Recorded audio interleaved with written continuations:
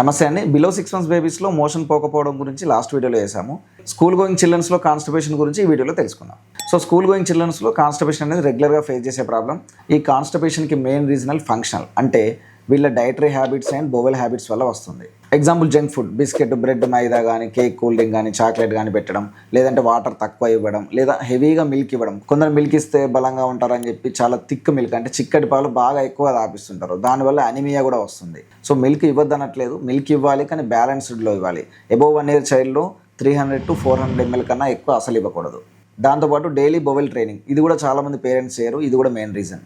So junk food avoid చేయండి, milk కూడా ఎక్కువగా ఇవ్వకండి. మరి కాన్స్టిపేషన్ ఉన్న పిల్లలు ఏం చేయాలి? ఫస్ట్ అండ్ మోస్ట్ ఇంపార్టెంట్, బాగా హైడ్రేషన్ మెయింటైన్ చేయాలి, అంటే సరిపడా నీళ్లు తాగించాలి. సెకండ్ది హై ఫైబర్ డైట్, అంటే ఆకుకూరలు, పండ్లు, పెరుగు, రాగి జావ, గోధుమ జావ డైలీ డైట్లో ఉండేలాగా చూసుకోవాలి. మూడవది పిల్లల యొక్క పొట్టపైన ఆయిల్ మసాజ్ చేయొచ్చు, clock and anti clock wise. నాలుగవది డైలీ బోవెల్ ట్రైనింగ్, అంటే మోషన్ వచ్చినా రాకపోయినా సేమ్ టైంకు కూర్చోబెడుతూ ఉండాలి. దానివల్ల బోవెల్ అనేది ట్రైన్ అవుతూ ఉంటుంది. ఇకపోతే లాస్ట్ది 1 year దాటిన పిల్లలందరికీ ఎవ్రీ 6 monthsకు డీవార్మింగ్ అంటే నులిపురుగుల మందు వేయాలి. మరి డాక్టర్కి ఎప్పుడు చూపించాలి?